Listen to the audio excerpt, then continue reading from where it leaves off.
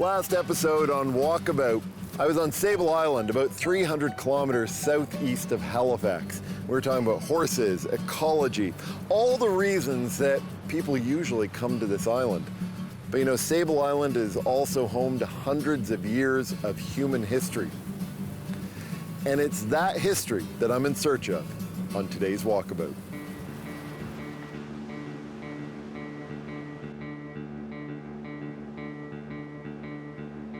There are more than 350 known wrecks around Sable Island, leading to this area being called the graveyard of the Atlantic. The first wreck recorded here was in 1583, and the most recent in 1999. Now, shipwrecks are integral to the history of this place. In fact, many of the decisions on this island have been directed by the needs to provide for shipwreck crews so far from the mainland. Most wrecks happened during the Age of Sail, when control over the movement of ships was difficult in storms. The foggy Sable Bank was a death trap for mariners. The first recorded shipwreck at Sable Island was the HMS Delight in 1583, during the reign of Queen Elizabeth I. There was a dispute aboard about the safest route, and the Delight, the largest ship in the squadron exploring the area around the island, and the one carrying the most supplies, went aground. Most of the crew drowned, as other ships could not provide aid in the shallow waters. Only 16 survived, and they did so in a small boat on the open ocean with one oar, ultimately being rescued off Newfoundland 7 days later. More successful, at least in terms of the crew surviving, was the 1737 wreck of the Catherine. More than 100 survivors of that wreck made it to shore. 3 days after landing on Sable, a group of survivors sailed a small longboat to Canso, where they found help and a rescue operation was launched. So the 1800s wreck of the Francis led to the most infamous ghost story associated with Sable Island. Now, it's mostly a fictional story, at least that's what they say. The story goes that a woman roams these shores in search of her lost wedding ring. Now, that wedding ring was lost because after she was shipwrecked on the Francis and died here, looters cut her fingers off to get at her rings. Rumors of murder and looting led to an officer being sent to Sable Island to investigate, where he did discover evidence of looting, but no evidence of murder. Despite that, it was this and other wrecks which led to calls for the establishment of a permanent life-saving station here. And one was opened a year later. The Sable Island Humane Establishment was in many ways the start of coastal rescue services in Canada. When it opened in 1801 on the island, Superintendent James Morris moved here with his family and several workers. Homes were constructed for them. They erected warning poles and did regular horseback beach patrols. Over time, the station was expected to pay for itself, a little surprising today, but not an uncommon expectation in the 1800s. As a result, the station started to sell things like seal oil, horses, and even cranberries back to Halifax. They also conducted salvage operations of wrecks they couldn't prevent. When the John and Mary wrecked in 1805, the auction of salvaged goods was split between the vessel's crew and the life-saving station. So this is a great example of how this island is always changing, and perhaps one of the reasons why this island has always been a risk for ships. This area just a few days ago was dry. Those are the foundations from one of the life-saving stations that was on this island. And there were artifacts and so forth there. This is an archaeological site. A few days from now, this might be dry again. Who knows? It's really hard to tell. Now, one of the reasons the life-saving stations were built on this island, in addition to actually saving lives, was because there were rumors of wreckers off this shore. Now, wreckers were unscrupulous ship captains who would shine a light pretending to be a lighthouse. Now, why is that important? Because that would encourage ships to come up on the shoals thinking that it was safe, and of course they would become shipwrecked. Those captains would then steal the cargo leaving the survivors of the shipwreck to their own means. And often those people would die.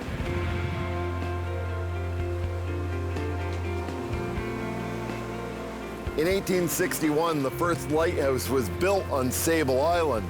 That was built here at East Light. In 1873, the decision was made to build lighthouses at both the eastern and western end of the island, and that's where they remain today.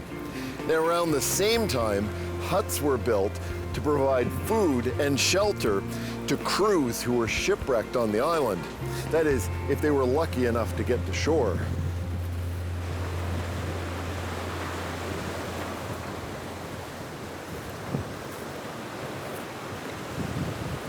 So by 1895, there were actually 5 life-saving stations on this island, and they had been connected by telegraph poles like this. Now, the telegraph poles actually had to be moved now and again because, of course, they shifted in the sand. By 1958, the life-saving stations were closed and the lighthouses had been automated. Today, while the towers remain, neither operates. An interesting fact, because of the shifting sands here, both lighthouses were moved many times.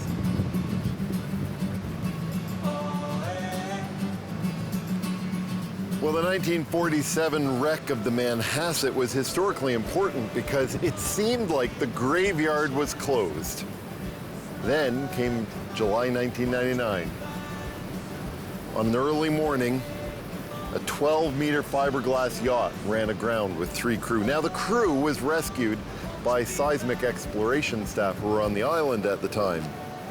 And they thought they could salvage their yacht.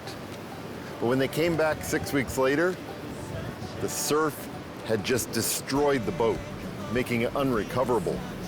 This is all that's left of the Merrimack now, that yacht. And as the sands change, this yacht appears and disappears over time. Won't you be mine? Feel the sunshine.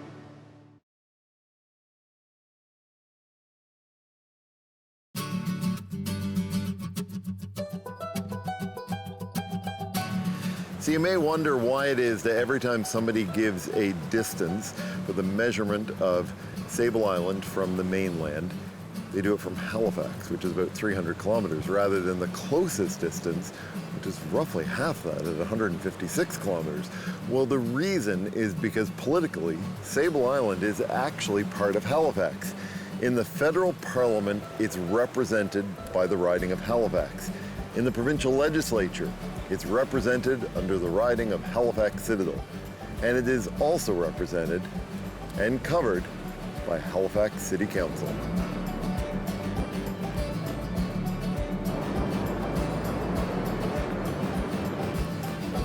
This area is called East Light, and at this location there were a number of homes, even children going to school. Now, this site is still under archaeological investigation by Parks Canada, and so this space is off limits unless you're with a Parks Canada guide.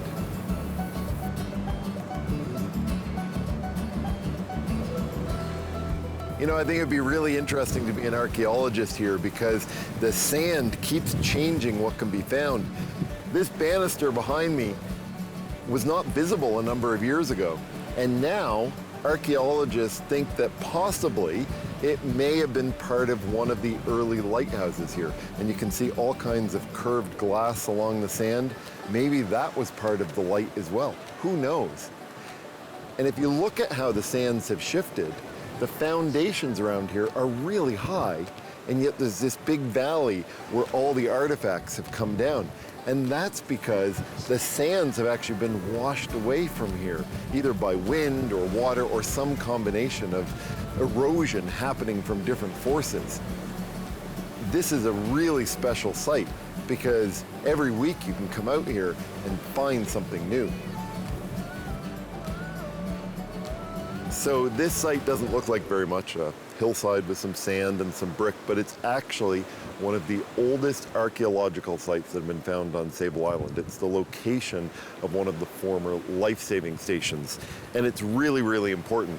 Obviously, human habitation goes back long before those life-saving stations, but because the sands and the dunes move so much, it's very hard to find them. And so there are some very important artifacts here, like this china, and different things are uncovered all the time. As this wind is blowing, things are being uncovered. And when it rains, things are uncovered. As the horses walk by, things are uncovered. As a visitor to this island, you are not allowed to come to this site because it's so special unless you have somebody with you from Parks Canada. And I'm very fortunate to have somebody with me so that I can see this very, very special site.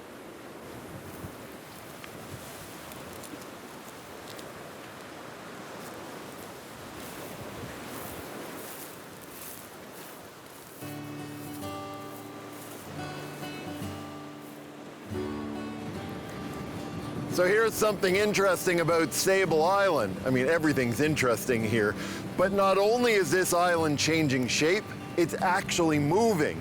It's headed towards the east and closer to the continental shelf. Because of the ocean currents, sand is slowly washing away from the west end of the island and being deposited on the east end. So the center point of the island is constantly shifting. And of course, the dunes are always changing shape and size from wind, storm, and wave action. With the help of aerial photos dating back to 1959, scientists have modeled the movement of the coastline and the vegetation on the dunes, and they've predicted the movement over the next couple of decades. By 2039, it's expected the island will shrink by about 1% as a result of the shift in sand combined with sea level rise. So how is there an island seemingly in the middle of nowhere in the ocean with no other islands around? It doesn't sit on the top of a volcano like so many other islands around the world. In fact, Sable Island is the only part of the continental shelf off of eastern Canada that rises above the continental shelf. Now, so what is the continental shelf? It is literally a shelf. If you take the mainland, then you have another level down, and that is the continental shelf. Off the Maritimes, it's called the Scotian Shelf. And then from there, it goes on to very, very deep water. The continental shelf is relatively shallow, making for great fishing grounds, but also really unique geology. Shallow is relative. The depth of the Scotian Shelf ranges from banks with 25 to 100 meters in depth to basins and troughs of up to 300 meters deep. The average depth of it all is 90 meters. But by contrast, the average depth of the whole ocean is 3.7 kilometers. 90 meters might not seem shallow until you consider the average depth of the entire ocean. Sable Island sits close to the edge of the continental shelf.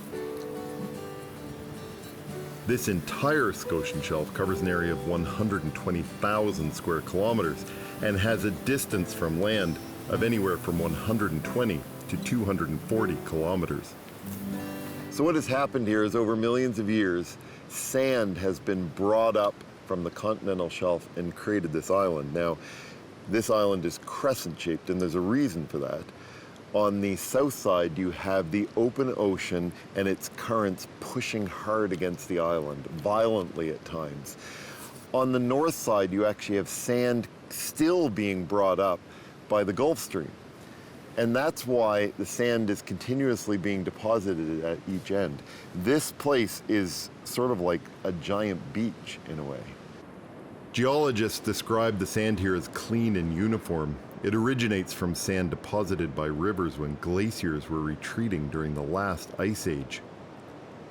The movement of sand, changing shape of the island, and constant replacement of sand is part of an intricate ecological system that replenishes this island. Scientists believe that the island left after the last ice age was probably 10 or even 15 times bigger than it is today. This behind me is Bald Dune. I'm not quite sure how high it is at the moment. In fact, probably nobody knows because it's constantly changing, but it is one of the high points on Sable Island. And you can see how it gets its name. It is so exposed that even those tough grasses won't grow on it. Well, this is the north side beach, and now Sable Island sits on Sable Island Bank, which is on the continental shelf. On the north side, the dunes rise to about 26 meters. That changes over time with the sands. On the south side, it rises only to about 12 meters.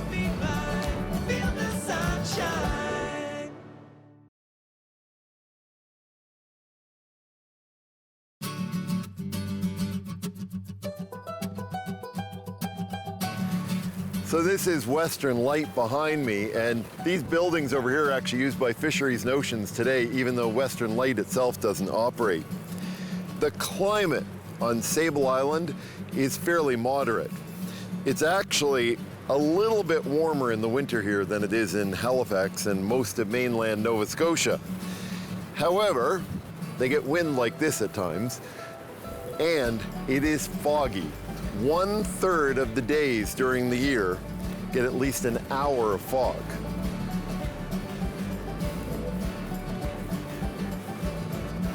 Well, this is the operational hub for Sable Island. There's probably more buildings than you would expect to see. Fisheries and Oceans actually has even more buildings. They have them down at the west end by the lighthouse and the east end by the lighthouse. Now here, these buildings cover a whole range of uses. Obviously there are accommodations here, including a superintendent's house. The main helipad is here. There are research facilities, the meteorology labs. There are also carpentry shops and garages. This is also where power is generated because of course when you operate on this island, you need to have electricity. Parks Canada is now responsible for the management of this island, and there is always somebody stationed here, in addition to visits by staff from Environment Canada and Fisheries and Oceans, as well as many other researchers. Well, and of course, park visitors. And the way they arrive is either by boat, helicopter, or plane. All three are challenging at times. Well, this behind me is Lake Wallace. Now, I came here expecting to tell you a story about how Lake Wallace dried up in 2011 and was no longer really a lake. A few days ago, it filled in with water again. Now, what's interesting about this is during World War II, the military used it to land float planes. Obviously, you could do that again now, although the water isn't that deep. This is more often dry now than wet. So although it looks like a lake, it is very rarely a lake these days. When it was still a lake, it was a saltwater lake that developed over more than a century. Maps from 1763 suggest this area was open on both sides as a bit of a lagoon. A storm in 1833 closed the north entrance, collapsing sand over that spot. By 1851, the lagoon was already shrinking, with sandbars filling in parts of the shallow water body. So Lake Wallace is actually where they normally would land planes because obviously it's normally dry and it's nice and hard. Great landing spot, especially since it's been dry since 2011. Not so much right now. So this is one of the challenges in coming to Sable Island. If you are coming by plane, whether you will get here depends on how wet this area is. Obviously, planes have now not been able to land for the past week or so. For 75 years, the Meteorological Service of Canada operated an aerology program here at Sable Island. Aerology is the study of the atmosphere using balloons. There are 31 sites in Canada and 800 around the world. The last balloon lifted off from Sable Island under that program on August 20th, 2019. Climate record keeping on this island began in 1871, so long predated the 1944 balloon program. Since 1891, Sable Island has been home to the longest continuous weather data collection site in the Maritimes. Aerology is coordinated out of the World Meteorological Organization headquarters in Geneva, Switzerland. Balloons are released around the world at exactly the same time, 11:15 a.m. and 11:15 p.m. Greenwich Mean Time. Now, this fence surrounds much of the operational area of Sable Island National Park Reserve. It's a fairly small area, it's where the buildings are, but the point of this fence is actually to keep the horses out. Now, one of the reasons they wanted to keep the horses out of this area is there's a lot of meteorological equipment in here, and they found that the horses at times were using that equipment as scratching posts.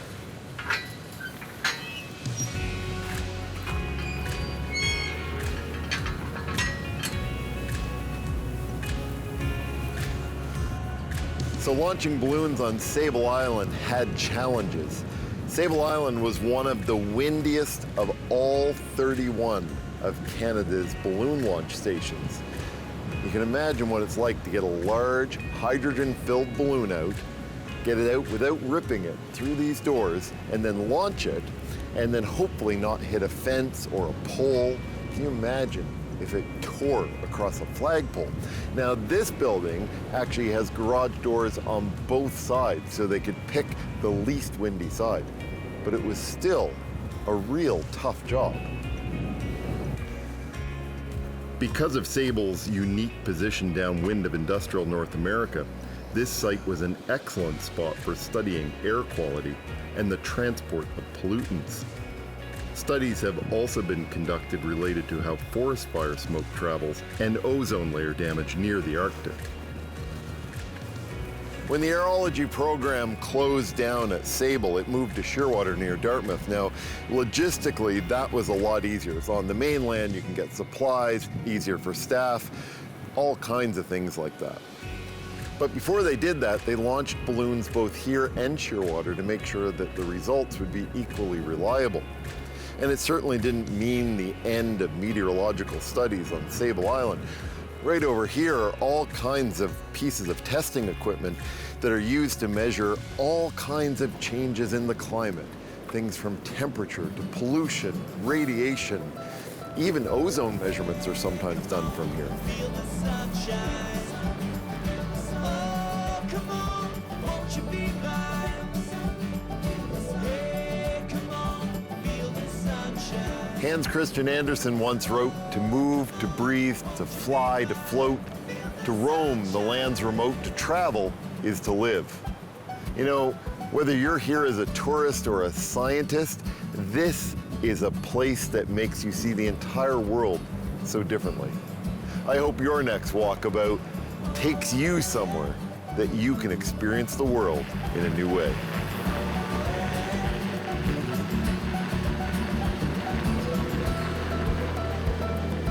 Hey, come on, feel the sunshine. Oh, come on, won't you be mine? Hey, come on, feel the sunshine. Oh, come on, won't you be mine?